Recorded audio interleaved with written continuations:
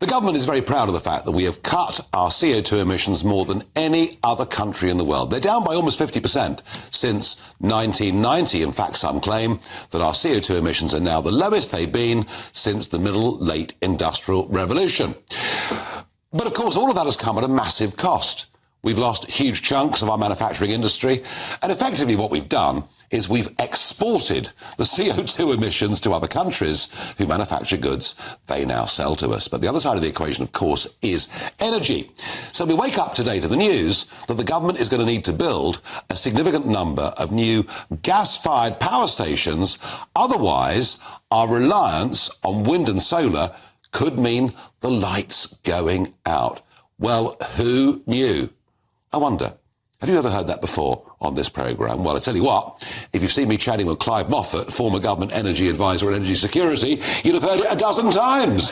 Well, Clive, welcome back to the programme. Thank you. So just looking at all of this, yeah. And I read some of the figures that electricity usage is due to rise by 50% between now and 35 as we move to more EVs. Whether we do or don't is a separate issue. That the amount of wind energy we've got under this government's plans has to triple by 2035. And yet, of course, as you've said all along, over-reliance on renewables doesn't always work, does it?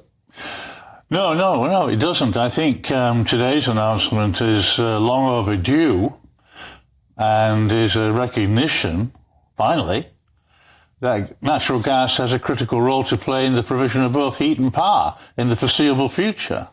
And the government have been forced into that situation by the stark realities of the fact that the planned increase in offshore wind will not materialise from 15 gigawatt to 50 gigawatt by 2035.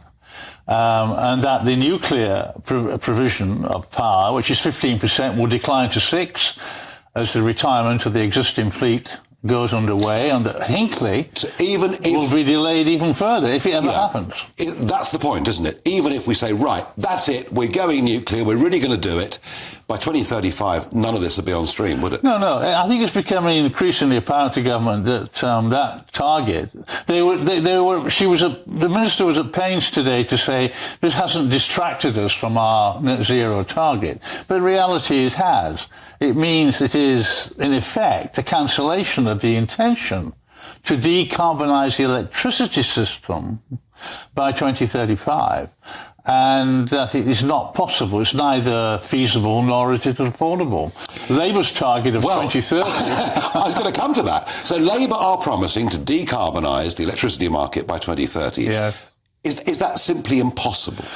GBNews Union, who used to be one of the founder members of my energy security group in 2017, have said that it's impossible.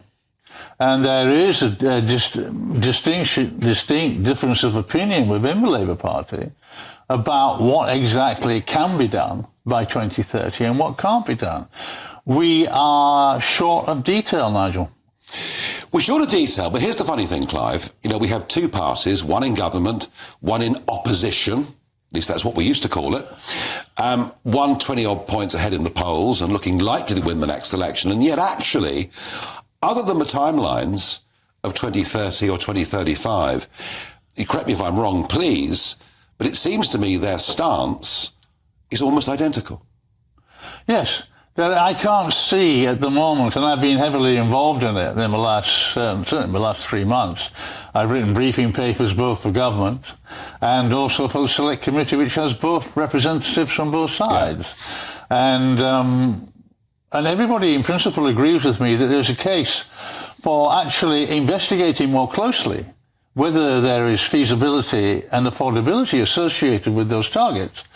But I feel there's been a conspiracy of silence descended upon us in the case of this net zero target, in that both parties don't want to be seen to be, in public, to be contradicting the fact that it might not be achievable in the timescales prescribed, and that there's also a silence about exactly what the costs will be.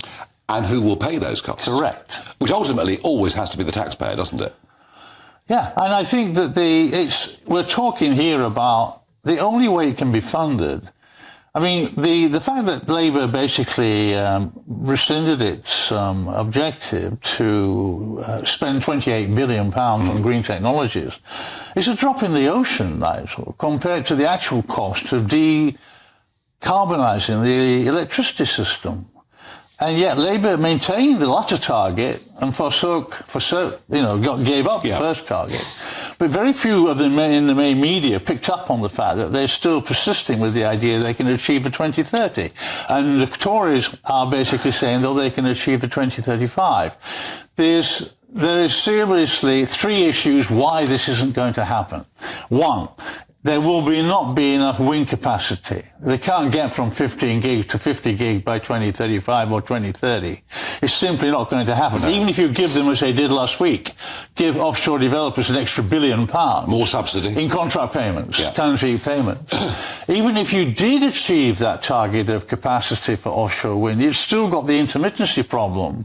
Whereas we've got 30 gigawatt of wind at the moment, but there are times when it's only operating 4% of the time in terms of contributing. So you have that, if you like, makeup to be made up. The nuclear issue is again something which people don't want to get into the detail on, but it's clearly not going to happen. But both parties agree in principle. Exactly. Now, Ofgem, the regulator, yes. I know you've criticised them quite a lot in the past. Indeed. They did yesterday, actually, for the first time, say realistically we have to be careful about the cost being pushed onto consumers. It's beginning to dawn on Ofgem, finally, that in fact there will be...